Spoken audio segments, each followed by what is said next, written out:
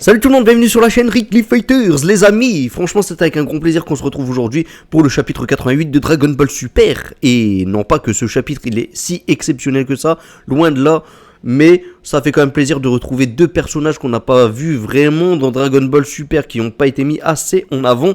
Il y en a encore tant d'autres, bien entendu, mais Goten et Trunks, voilà, il y a eu beaucoup de polémiques concernant ces deux personnages. Et là, franchement, on les met en avant.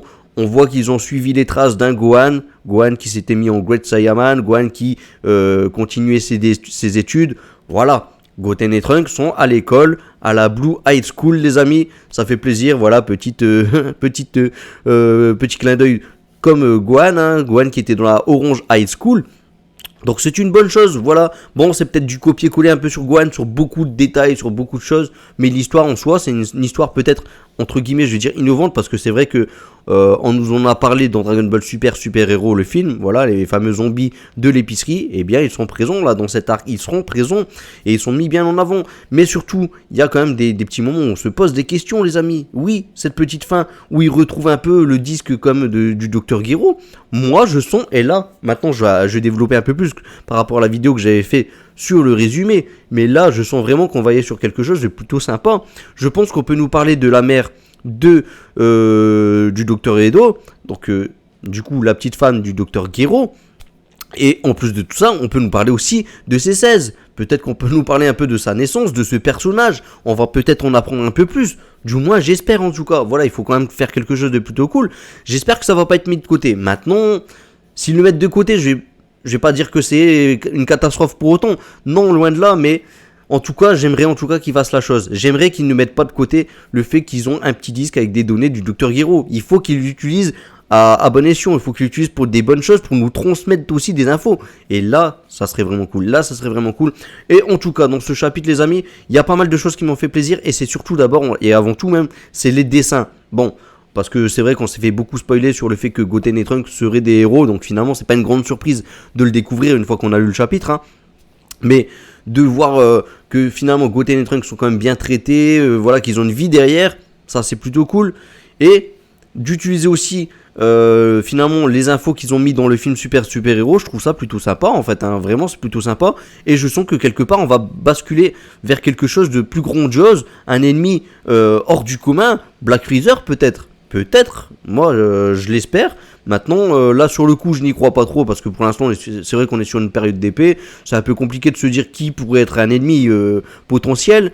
J'ai l'impression que Goku et Vegeta ne seront pas présents, en tout cas dans ce début. Donc si vraiment on veut mettre Goku et Vegeta en avant, je pense qu'il faudrait vraiment faire encore une fois une ellipse après donc ce film super héros. Et ensuite là, bam, on peut balancer tout ce qu'on veut, les amis, du Gohan Beast, du Piccolo orangé, du Goku avec quelque chose de plus somptueux que le véritable Ultra Instinct, quelque chose de plus important, de plus conséquent que le Vegeta Ultra Ego, parce que on sait qu'ils s'entraînent là en ce moment. Oui, ils sont entraînés dans le film Super Héros. Donc ce n'est que la continuité de tout ça finalement, si on fait une petite ellipse. Et donc c'est ce que j'espère. On aura vraiment de quoi faire des bonnes choses. On a toujours le Granola qui est potentiellement en vie, on ne sait pas trop qu'est-ce qui lui est arrivé, qu'est-ce qu'il a fait. Voilà, on parle de Granola, il lui restait 3 ans de vie quand même à la fin de l'arc Granola, sachant que là vraiment c'est une suite directe là dans ce début de chapitre là, dans ce chapitre 88. Donc voilà, ensuite là, donc je parlais de Trunks et de sa petite vie, parce que c'est vrai qu'on voit beaucoup plus Trunks que Goten, mais j'espère quand même qu'on va voir un peu plus Goten aussi dans le prochain chapitre. J'espère quand même que cette petite période de paix va durer un petit peu quand même. Bon, je dis période de paix, même s'ils font régner la justice, tout ça, et qu'il y a toujours des méchants, bien entendu, on est quand même sur une période de paix. Ça, c'est des choses un peu basiques, c'est des choses qui arrivent tous les jours. On n'est pas non plus sur la grande menace qui pourrait détruire l'univers, qui pourrait détruire la planète. Donc oui, mais par contre, le Trunks, la SCJ qu'on a juste derrière moi, mais waouh, les dessins, c'est vraiment ce qui sort le plus, c'est vraiment le truc que je me suis dit, c'est juste magnifique. Des personnages super bien réalisés de la part de Toyotaro et d'Akira Toriyama, parce que voilà, c'est lui un peu le concepteur aussi des nouveaux personnages, entre guillemets, je dis nouveaux parce que c'est des super-héros, on les a jamais vus avec leurs vêtements tels quels. Et c'est signé Akira Toriyama, bien entendu. Mais Toyotaro a réussi à bien reprendre les choses. Et franchement, ce SSJ, c'est de la bombe. Je pense que quand j'ai vu le SSJ, moi ça m'a rappelé un peu Dragon Ball GT. Mais franchement, qu'est-ce qu'il est super bien dessiné. Parce que Dragon Ball GT, on est loin d'avoir une qualité aussi belle, excusez-moi.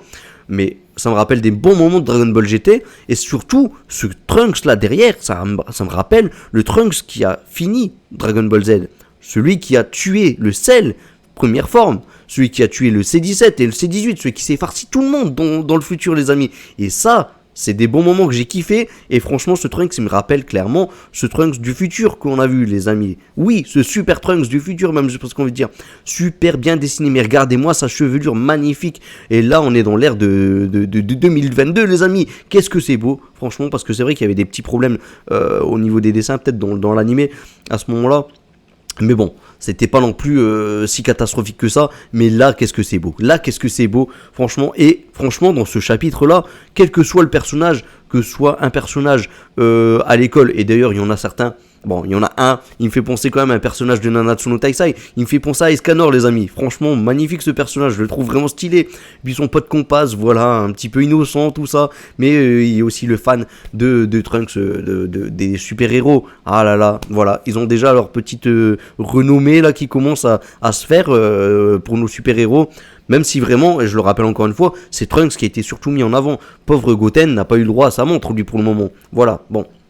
Il y a un petit souci quand même avec la montre de Trunks, mais bon, ça c'est pas grave, ça va s'arranger, et puis là, va faire des petites rectifications, et puis voilà, on n'en parlera plus. Mais en tout cas, magnifique ce chapitre, j'ai kiffé, et puis cette petite fin, voilà, qui nous laisse un petit peu justement sur la fin. Voilà, on peut se poser pas mal de questions, qu'est-ce qu'il y aura dans ces données ?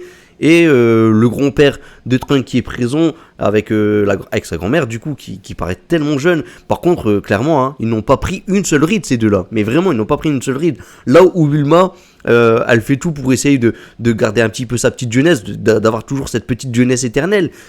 Et ben là, le grand-père, lui, bon, on voit clairement qu'il est âgé, hein, mais en tout cas, il n'a pas pris une ride de plus, les amis. Et puis la grand-mère, pareil, toujours aussi jeune, toujours aussi pétillante. Et puis bon, voilà, avec cette petite histoire de robot, la petite maille qui a été mise en avant. Et puis voilà, on avance aussi sur le Trunk, cette petite histoire d'amour qui s'est créée, voilà, qui avait été commencée un peu au début de Dragon Ball Super. Ça continue. Là, Trunk, voilà, veut inviter Mai au cinéma. Bon, finalement, il n'a pas pu, hein, il n'a pas pu. Et oui, c'est à cause de lui-même, finalement, qu'il n'a pas pu. Puis bon, il y a eu le petit Chu et le Pilaf, voilà, bien mis en avant. C'est des personnages qui étaient quand même bien centrés autour de la Capsule Corporation, qui étaient bien centrés autour de Trunk et Goten aussi, de Bulma, tout ça. Et donc c'était tout à fait normal de les revoir, ainsi que le grand-père et la grand-mère de Trunk. Donc voilà, franchement, magnifique. J'ai hâte de voir la suite. On n'a toujours pas vu Gohan. On sait de source sûre qu'on va voir Gohan, on va revoir Piccolo. Mais attention, Piccolo ne doit pas voir Goten et Trunk. Il ne doit pas voir qu'ils ont grandi. Eh ouais, ils ne se sont pas croisés encore, ils ne se sont pas croisés avant le film Super Héros, du moins c'est ce qui est dit. Maintenant, peut-être qu'ils vont se croiser, mais finalement la phrase de Piccolo n'aura plus autant d'intérêt que ça. Le fait que Piccolo dit, vous avez bien grandi, a l'air de dire, ça fait bien longtemps que je vous ai pas vu, quoi. Ça veut pas dire, bon, vous avez grandi, mais en fait, vous avez gagné peut-être 1 centimètre, quoi. Non, les amis, ça pourrait pas être possible. Enfin, voilà.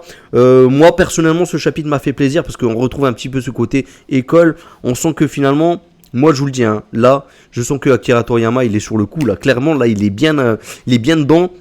Je pense qu'on peut vraiment avoir un super arc de la mort. Maintenant, on peut se tromper parce que Dragon Ball Super, qu'est-ce qu'on peut espérer parfois et qu'est-ce qu'on peut avoir aussi le moment où on tombe, mais vraiment de plus bas, hein, j'ai presque envie de dire. Enfin bon, le principal c'est toujours se relever, les amis. Et là, j'ai presque envie de dire, pour l'instant, je me relève plutôt bien et je suis plutôt satisfait de ce qu'on a. Maintenant, on n'est pas non plus à l'abri d'un truc qui ne va pas du tout, mais on ne sait pas encore ce qui va réellement se passer. On ne sait pas encore ce que Toyotaro et Akira Toriyama ont décidé de faire. Est-ce qu'ils vont rester sur cette partie-là et qu'ils vont se dire, tiens, on va pas dépasser le film Super Héros, ou est-ce qu'ils ont prévu de faire un petit début, nous développer un peu Goten et Trunks pour nous dire, voilà, ils sont comme ça, on les fait comme ça, nous développer peut-être le Dr Edo, parce que le Dr Edo, on sait qu'il est encore en vie après le film Super Héros. Gamma 1 sera toujours en vie aussi, Gamma 2, lui, sera mort. Donc voilà, des personnages qui seront exploitables ensuite. Donc voilà, je vous parle en plus Gamma 1. Je suis désolé, on nous l'a fait passer quand même comme quelqu'un d'aussi fort que Goku et Vegeta en logique. Donc en termes de puissance, il peut faire quelque chose aussi de grandiose. Voilà. Et puis bon, Dr Edo et Gamma 1 qui vont travailler logiquement pour la Capsule Corporation, pour Bulma, pour les produits pharmaceutiques, les amis. Ah, et oui, sa petite jeunesse éternelle. Plus besoin des Dragon Ball. Voilà. En tout cas, on a aussi ce petit clin d'œil sur les Dragon Ball qui sont peut-être utilisés un peu facilement. Et que Pilaf, voilà, et oui, lui aussi il a voulu tenter sa chance, tout simplement. Enfin bon, allez, les amis, j'ai assez parlé. N'hésitez pas à dire ce que vous avez pensé de ce chapitre. Voilà, c'est vrai que c'est un petit chapitre un peu simple, mais il faut voir plus loin que ce chapitre, les amis. Qu'est-ce que ce chapitre veut essayer de nous raconter? Est-ce que ce chapitre veut rester sur ce qu'il nous a présenté là, ou est-ce qu'il veut y aller beaucoup plus loin? Moi, je vois quelque chose de bien plus somptueux, les amis. Je vois des petites lignes comme ça qui nous disent, tiens, ça va être quelque chose de pas mal, quelque chose de vraiment cool. On est sur du Dragon Ball Z, on se rappelle vraiment du Dragon Ball Z avec le Gohan Saiyaman. Donc voilà, c'est peut-être du copier-coller, mais en ce moment c'est vrai que Akira Toriyama lui-même fait beaucoup de copier-coller sur ce qu'il a déjà fait, de réussi en plus. Donc moi je dis pas non, tant que ça se passe bien. Et puis finalement c'est du copier-coller, mais pas totalement. On est quand même sur deux personnages différents. Et puis c'était logique finalement que Goten et Trunks vont à l'école, c'était logique que peut-être Goten et Trunks veulent se transformer aussi transformer, bien sûr c'est un habit, hein, mais veulent devenir aussi des super-héros.